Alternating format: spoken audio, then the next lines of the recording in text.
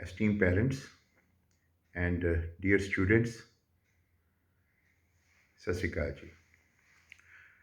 तो आज माता पिता से और बच्चों के साथ कुछ ज़रूरी बातें करनी हैं। उसके लिए ये एक वीडियो मैसेज प्रिपेयर किया गया है। बच्चों के एग्ज़ामिनेशन बहुत देर के बाद ऐसे स्कूल में होने वाले हैं। मेरे ख्याल से 1 साल से ज़्यादा समय हो गया कि स्कूल में पेंडेमिक के कारण पेपर नहीं लिए गए। अब जो बच्चे 8th तक के बच्चे हैं, मीन्स नर्सरी से 8th तक, उनके इम्तिहान 22 सितंबर से शुरू होंगे। ये 22 सितंबर से जो इम्तिहान हैं, इसमें बच्चों को एक्सपोजर मिलेगा कि उनका जो फर्स्ट टर्मिनल पेपर हैं, जो कि अक्टूबर में होंगे, उसमें बच्चों ने कैसे अटेम्प्ट करना है, क्वेश्चन पेपर को कैसे अंडरस्टैंड करना है और क्वेश्चन पेपर को अंडरस्टैंड करके कैसे क्वेश्चंस के जवाब लिखने हैं। तो ये एक प्रैक्टिस, एक एक्सपोजर बच्चों को मिलेगा और इसमें बच्चों के जो भी मार्क्स आएंगे, वो मार्क्स जो फाइनल रिज़ल्ट बच्चों का तैयार होगा, उसमें ये मार्क्स भी ऐड होंगे, ये मार्क्स भी शामिल होंगे। जो बोर्ड के बच्चे हैं, जो हमारे बच्चे 9th से लेकर 12th तक के बच्चे हैं, उनके जो प्री बोर्ड एग्जामिनेशन हैं वो 5 अक्टूबर को शुरू होंगे। अब जो 9th से 12th तक के बच्चे जिनके प्री बोर्ड इम्तिहान 5 अक्टूबर से शुरू होने हैं, उनको एक नए पैटर्न से क्वेश्चन पेपर्स की तैयारी यहाँ स्कूल में सिखाई जाएगी।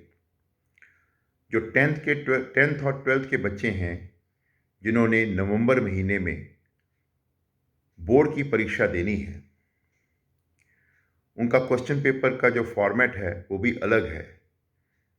उसका एक्सपोजर भी बच्चों को इन पेपरों के ज़रिए दिया जाएगा, जो कि 5 अक्टूबर से स्कूल में शुरू हो रहे हैं। बच्चों के लिए और माता पिता के लिए ये समझना बहुत आवश्यक है कि काफ़ी लंबे गैप के बाद छोटी क्लासेस के और बड़ी क्लासेस के जो पेपर हैं वो स्कूल में हो रहे हैं। बच्चों का सिलेबस पूरा पहले ही हो चुका है, लेकिन सिलेबस कितना भी अच्छे ढंग से पूरा क्यों ना हुआ हो, जो इम्तिहानों में बच्चे के नंबर आते हैं, वो नंबर इस चीज़ के ऊपर निर्भर करते हैं कि बच्चे की रिवीजन कैसे हुई। आज से 5 महीने पहले जो काम करवाया गया, वो बच्चे के दिमाग में अब तो फ्रेश नहीं है। बच्चे ने पेपर में कैसे लिखना है और कौन से किस प्रकार के चैप्टर्स में से आने वाले क्वेश्चंस का जवाब कैसे देना है, क्वेश्चंस को कैसे अंडरस्टैंड करना है, ये सब कुछ बच्चे अच्छे ढंग से तब कर पाएंगे अगर उनकी रिवीजन स्ट्रांग होगी। आजकल स्कूल में रिवीजन करवाई जा रही है। रिवीजन का मतलब कि जो इतने लंबे समय से उनको काम करवाया गया था, उसको कुछ दिनों में सारे का सारा दोहराया जा रहा है। बहुत सारे बच्चे हैं जिन्होंने जो ऑनलाइन क्लासेस थी बहुत अच्छे ढंग से अटेंड नहीं की। उनके लिए ये कितना अच्छा अवसर है कि जो काम पहले वो मिस कर गए, वो अब दोबारा बच्चों को समझाया जा रहा है। अध्यापकों ने बहुत अच्छे ढंग से तैयारी की है, अपने रिवीजन प्लान्स बनाए हैं, रिवीजन शीट्स बनाई हैं। हर रोज़ के आधार पर मैं देखता हूं कि जो व्हाट्सएप ग्रुप्स हैं, उन व्हाट्सएप ग्रुप्स में भी अध्यापक अलग अलग जो वर्कशीट्स हैं वो बनाकर बच्चों को पोस्ट करते हैं, ताकि बच्चे घर जाकर भी दोहराई कर सकें। तो स्कूल में पूरा प्रयास किया जा रहा है कि बच्चे अपने इम्तिहानों के लिए अच्छी तरह से तैयार हों। अब जब थोड़े दिनों में बहुत सारे दिनों के काम को दोहराना है, तो इसका मतलब क्या हुआ कि बहुत सारे दिनों का काम एक दिन में करवाया जाएगा और दूसरे दिन फिर से 5 से 6 दिनों का काम एक दिन में करवाया जाएगा। फिर तीसरे दिन 5 से 6 दिनों का काम एक दिन में करवाया जाएगा। तब इतने लंबे समय की जो रिवीजन है, वो कुछ दिनों में हम मुकम्मल कर पाएंगे।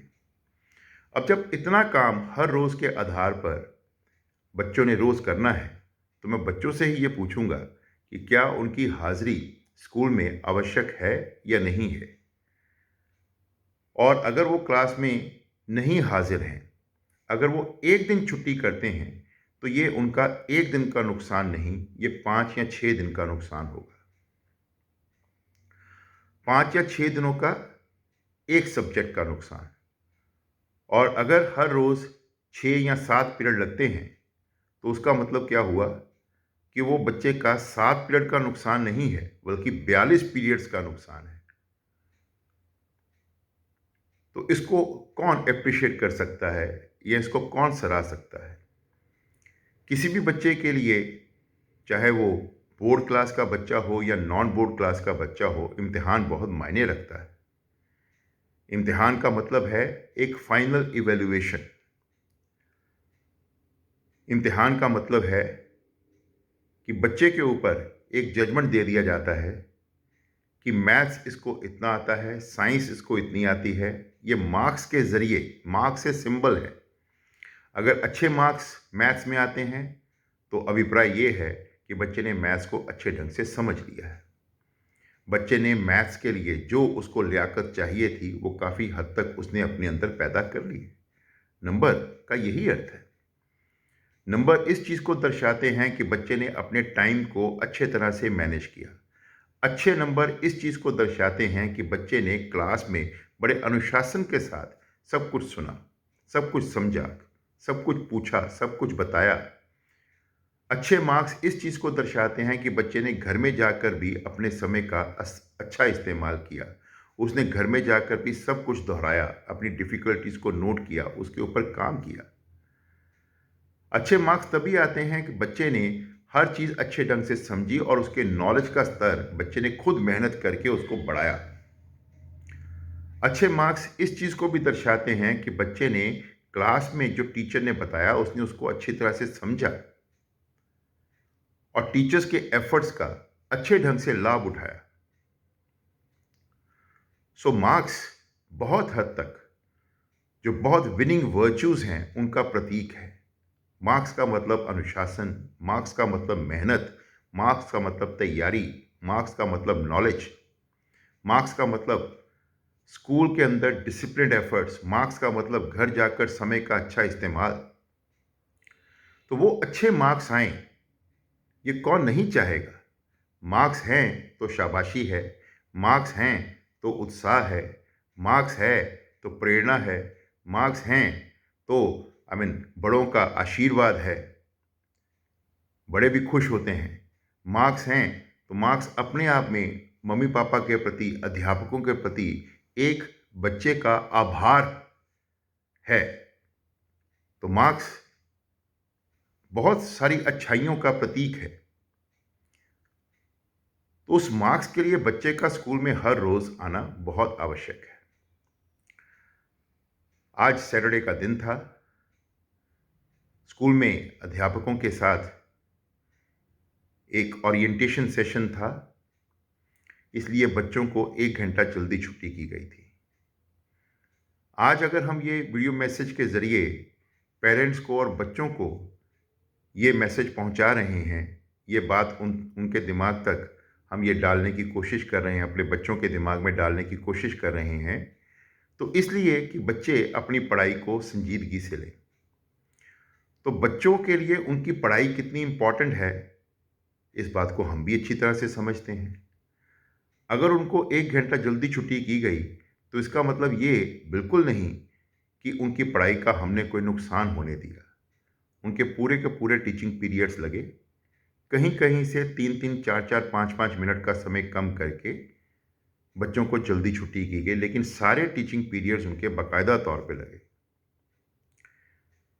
लेकिन आज कुछ क्लासेस में ये देखने में आया कि बच्चे पूरी गिनती में नहीं थे, उनकी गिनती कम थी। ये अच्छी बात नहीं। ये मैं बच्चों को भी कहना चाहूँगा और माता-पिता को भी ये बड़ी विनम्रता से मैं आग्रह करूँगा कि भविष्य में भी इस प्रकार के सेशंस हो सकते हैं टीचर्स के साथ, जिसमें कि टीचर्स को हम रोकें और बच्चों को हम थोड़ा जल्दी स्कूल से फ्री कर दें।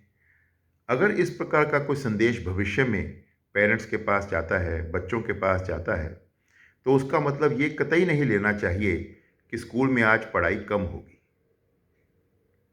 ये अच्छी बात नहीं। स्कूल के ऊपर सभी माता-पिता को, स्कूल के ऊपर सभी बच्चों को भरोसा होना चाहिए। रेवलडेल पब्लिक स्कूल में पूरी ईमानदारी के साथ बच्चों के प्रति मेहनत की जा रही है और हमारा पूरा प्रयास है कि हमारे बच्चे आने वाले इम्तिहानों में, चाहे वो नॉन बोर्ड क्लासेस हों, चाहे बोर्ड क्लासेस हों, उसमें हमारे बच्चे बहुत अच्छा करें। उसके लिए बच्चों की दोहराई, स्ट्रॉन्ग होना बहुत ज़रूरी है। आगे जब पेपर होंगे, तो पेपरों के बीच में भी बच्चों के टेक होम सेशंस लगेंगे, जिसमें उनको कई घंटों तक स्कूल में ही तैयारी करवाई जाएगी। तो बच्चों को छुट्टी बिल्कुल नहीं करनी चाहिए। आज जिन बच्चों ने छुट्टी की, उनसे मैं बिल्कुल भी खुश नहीं हूँ।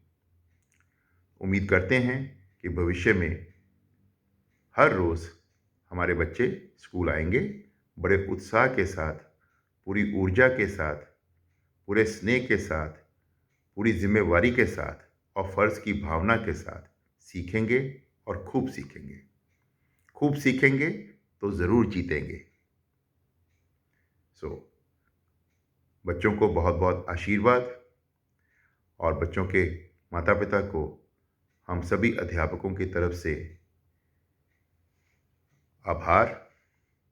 उम्मीद करते हैं कि बच्चों के माता-पिता अपना पूरा सहयोग स्कूल को ज़रूर देंगे और बच्चों को स्कूल हर रोज़ आने के लिए ज़रूर प्रेरित करेंगे। धन्यवाद।